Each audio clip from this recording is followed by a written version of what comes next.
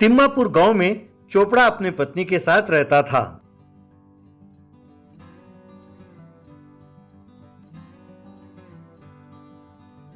पत्नी का नाम था श्री लक्ष्मी। उनका एक बेटा था लड्डू। लड्डू जरा मंद बुद्धि का था। चोपड़ा अपने घर के पास ही आटे का चक्की चलाता था। आसपास की सब औरतें उसके पास गेहूं, चावल और दाल पिसवाने ले आते थे।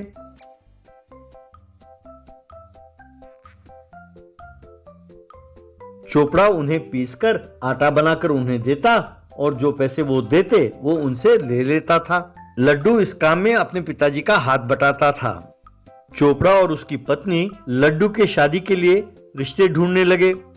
श्री लक्ष्मी विचोले से, देखिए, आप तो मेरे बेटे के बारे में सब जानते हैं, इसीलिए हम सोचते हैं जो हमारे बेटे से शादी करेगी उसके नाम ये घर और जमीन सब कर देंगे। इसलिए आप किसी ऐसी लड़की की तलाश करें। तब शादी का विचोला, वाह, क्या बात कही बहन जी आपने। इतने दिन ये ना जानते हुए मैं लड्डू के लिए रिश्ता ढूंढते ढूंढते थक गया। अब आप कह रहे हैं कि घर जमीन सब दे देंगे, अब लड़की ढूंढना आसान हो जाएगा। इस तरह कमला नाम की लड़की से लड्डू की शादी हो गई। कमला घमंडी थी और बहुत लालची थी। उसने केवल संपत्ति के लिए लड्डू से शादी की थी।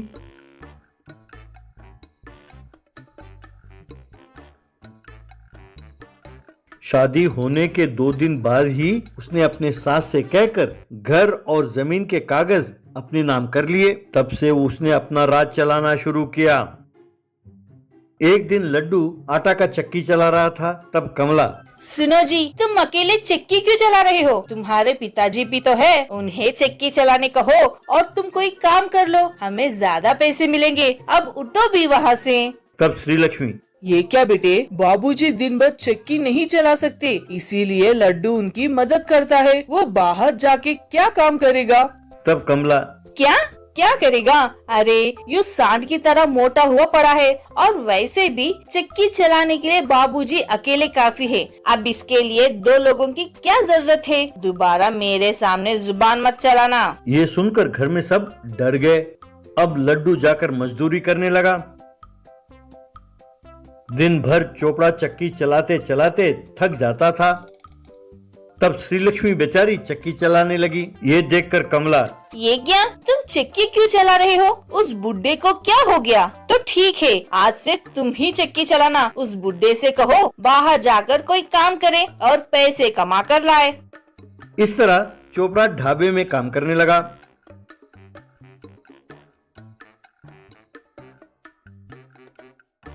एक दिन एक स्वामी जी आए और कहने लगे, भवती भिक्षाम देहि माए, मुझे भूख लगी है, खाने को कुछ मिलेगा? यूं आवाज दी।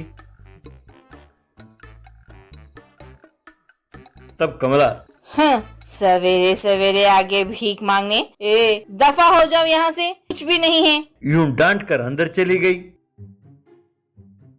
ये देखकर श्री लक्ष्मी बहुत दुखी हुई। उसने स्वामी जी से कहा, स्वामी जी जरा ठहरिए। कहकर अंदर गई और एक थाली में खाना लेकर आई। उसे खाकर स्वामी जी श्री लक्ष्मी से, बेटी, तुमने मेरा भूख मिटाया, धन्यवाद। मैं तुम्हारे घर के हालत के बारे में सब समझ गया, इसलिए मैं आपकी मदद करता हूँ। कहकर हवा में हाथ घुमाते ही उनके हाथ में एक चक्की प्रकट हुई।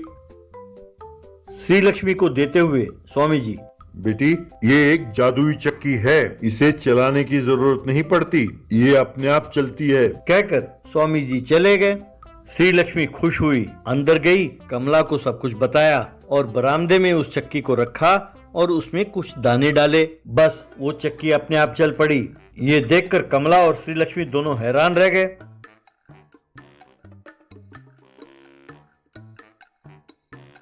यूं श्री लक्ष्मी उस चक्की में दाने पीसती और लोगों से पैसे लेती। जब लोगों को उस चक्की के बारे में पता चला, सब उसे देखने आने लगे।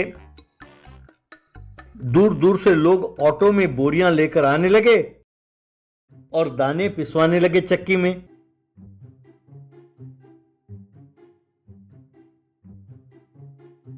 ये देखकर कमला जलने लगी। साथ ही उसके मन में एक दुर्विचार आया। एक दिन उन सब से, सुनो, ये घर और खेत सब मेरा है, वो चक्की भी मेरी है। अब तुम सब ये घर छोड़कर दफा हो जाओ यहाँ से। मैं वो चक्की चलाकर पैसे कमा लूंगी। और हाँ, जो लोग उस चक्की देखने आते हैं उनके लिए मैं टिकट रखूंगी और इस तरह भी खूब पैसे कमाऊंगी। तब बेचारे वे तीनों गांव के बाहरी मंदिर में जाकर रहने लगे। अगले दिन कमला उस चक्की के सामने बैठी और उसमें दाने डाले, लेकिन वो चक्की चली नहीं। कमला, ए जादुई चक्की, तुम्हें हो क्या गया है? अब चलो भी। लेकिन चक्की हवा में उठी और कमला को मारने लगी।